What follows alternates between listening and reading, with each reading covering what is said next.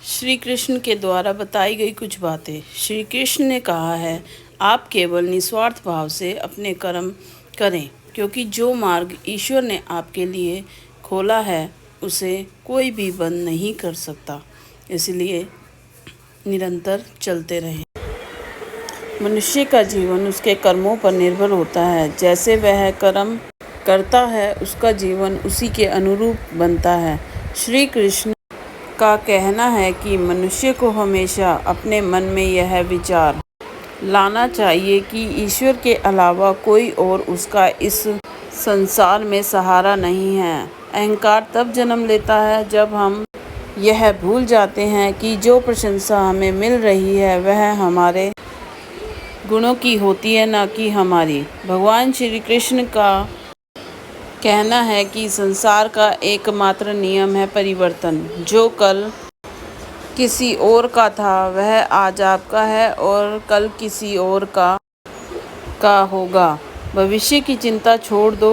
वही ईश्वर जिसने आज तक तुम्हारा साथ दिया है वह कल भी तुम्हारी मदद करेगा। आप वही बन जाते हैं जिस पर आपको विश्वास भी अच्छे के लिए है, और जो आगे होगा वह भी आपके भले के लिए ही होगा।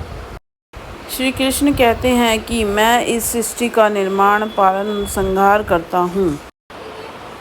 लोग सत्य को छुपाने की कोशिश करते हैं, लेकिन सत्य कभी भी दब नहीं सकता और ना ही मिट सकता है।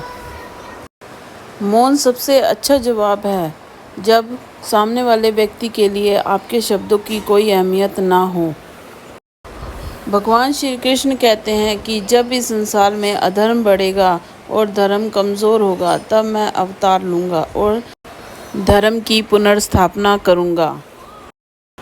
मनुष्य की आस्था की असली परीक्षा तब होती है जब उसे उसकी इच्छाएं न मिलें, फिर भी वह भगवान के प्रति आभार महसूस करे।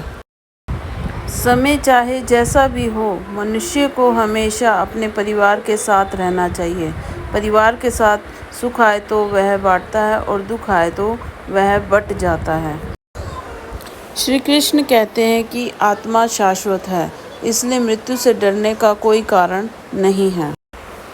अगर व्यक्ति शिक्षा से पहले संस्कार, व्यापार से पहले व्यवहार और भगवान से पहले माता पिता का सम्मान करे तो उसका जीवन कभी भी परेशानियों से ग्रस्त नहीं होगा।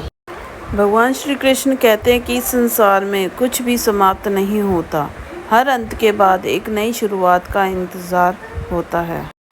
श्री कृष्ण कहते हैं कि बुरे कर्म अनायास हो जाते हैं, जबकि अच्छे कर्म स्वेच्छा से किए जाते हैं।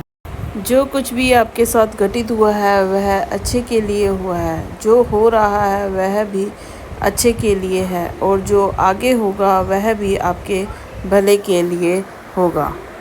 अपना मन हमेशा कार्य पर केंद्रित रखें। परिणाम या इनाम की चिंता ना करें। धर्म का असली रूप कर्मों से ही परिभाषित होता है। कर्मों के बिना धर्म की कोई असल पहचान नहीं होती।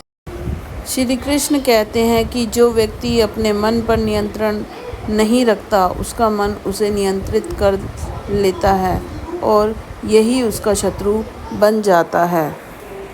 जीवन और युद्ध में सफलता केवल 3 गुणों से मिलती है: धैर्य, धर्म और साहस।